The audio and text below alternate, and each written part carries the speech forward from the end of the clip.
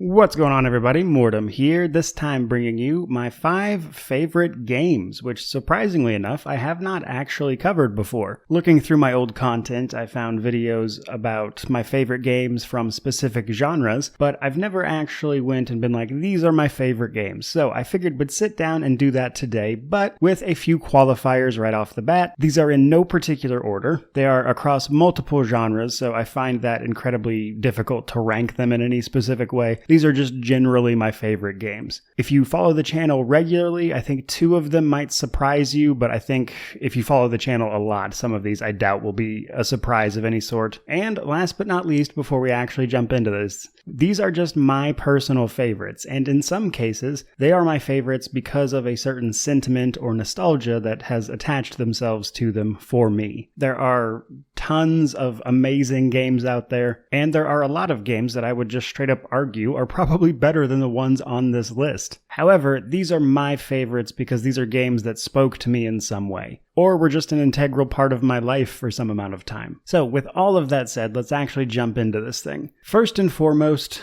Diablo 2. As I've explained on the channel a few different times here and there, I grew up in a pretty rough spot, and offline Diablo 2 was one of very few games I could ever play consistently, and to this day, I would be surprised if I've played any game more than the thousands of hours I've poured into Diablo 2. And in general, I play ARPGs that are Diablo-likes just to kind of relax. They aren't games that I typically cover on the channel outside of some very specific instances, but my love for that particular genre started with Diablo 2. It continues with Diablo 2. It is a game that I still play to this day, albeit in D2 Resurrected form these days. However, I do actually still have the original version of Diablo 2 installed on my computer as a fun aside. But moving on from there, we have a couple more of the obvious ones up next, but starting with Wrath of the Righteous. So I'm a huge fan of CRPGs, and while some people really love the classics like Baldur's Gate 1 and 2, Planescape Torment, etc., just a lot of those old Infinity Engine games are usually what people talk about when they talk about their favorite CRPGs, but mine is Wrath of the Righteous, which is a very recent one actually. In the grand scheme of things, it came out last September. I covered it to death. There's a very good chance a lot of the people watching this video found my channel through Pathfinder. But the reason why I enjoy it so much is largely because I loved the tabletop version. Now, in high school, I would play D&D 3.5.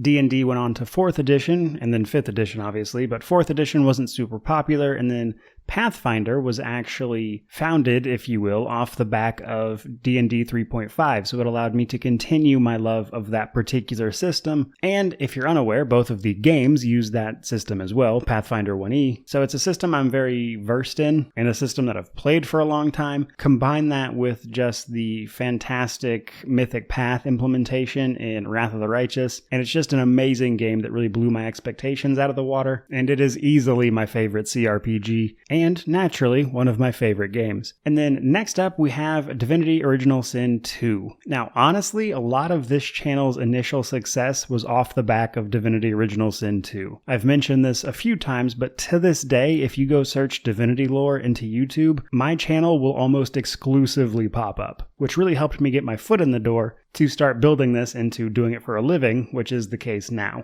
Now, Original Sin 2 really reinvigorated my love for RPGs, honestly. While it's certainly not perfect, there are parts of it that feel a little clunky at times, and the definitive edition actually patched up a lot of the pretty terrible last act of the game from the launch version. It is nonetheless a game that really approached choice and consequence in a fantastic way. It's an incredibly reactive game that really just kind of lets you play the game however you want, and even if you do something that might in other games break something, in this particular case the game just carries on like nothing happened, and it's a great feeling. And while it will certainly eat up a lot of your time, if you haven't played Original Sin 2, I would absolutely tell everyone to play it. I fell in love with this game so much that I then went on to check out everything I could possibly learn about the Divinity series, which is why I made all those lore videos that kind of got the channel started, at least in a more professional way, I guess you could say. Now, moving on to the last two, I think these two might surprise a few people, but we'll start off with the more common one, and that is Vampire the Masquerade Bloodlines. This is absolutely a game I've talked on the channel about previously, but I'm a huge fan of the World of Darkness in general, which is the broader setting that Vampire the Masquerade takes place in. The World of Darkness is comprised of, I believe, 7 off the top of my head, smaller TTRPG settings like Wraith the Oblivion, Hunter the Reckoning, Mage the Ascension, etc. But of those, like a lot of people, Vampire the Masquerade is a personal favorite, and Bloodlines is honestly something else. If you ever play it, and especially with the unofficial patch, I think you'll quickly come to realize why that game is such a cult classic. And even fully patched up, etc., it obviously shows its age. It's a game that's almost 20 years old, but it has some amazing moments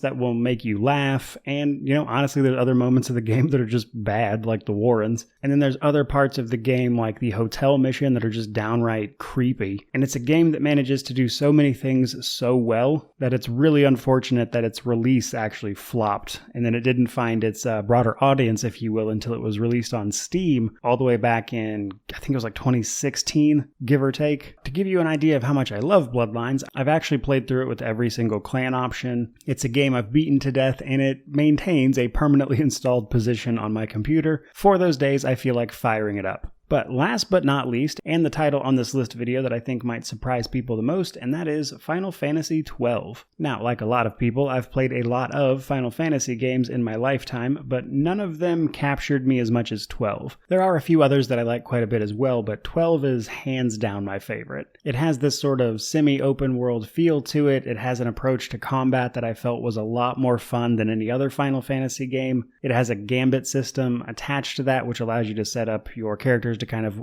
operate automatically. There's a ton of engaging fights. It has some amazing characters. Balthier, one of the supporting characters technically, but he would tell you that he's the leading man. But Balthier is one of my favorite characters just across video games. But if all of that stuff wasn't enough for you, one of the really big reasons that I love Final Fantasy XII is that it is actually a game I got to play with my dad very frequently, which is weird for it being a single player title, but truth be told, my dad is not wildly into video games. But when I was like 17, which was already well past the release date of this game, it was just a game we had available to us and something that I enjoyed a lot. And despite my dad not being wildly into it, he got into it because I was into it, and we shared a lot of time just hanging out and playing that game together and working our way through bosses and kind of talking our way through them, just sitting on the couch BSing, which is, again, just kind of a weird thing for a game like Final Fantasy XII to do. But on top of it being, in my opinion, just a really good Final Fantasy game, I do have those memories with my dad attached to them, which is something I'm going to cherish for the rest of my time on this earth. So there you go, guys. There are 5 of my favorite video games, period. Hope you enjoyed the video. If you did, remember to like, comment, subscribe, all that YouTube jazz. Let me know down below what some of your favorite games are. But regardless of any of that, truly, just thank you so much for listening. I really do appreciate it. May you wander in wisdom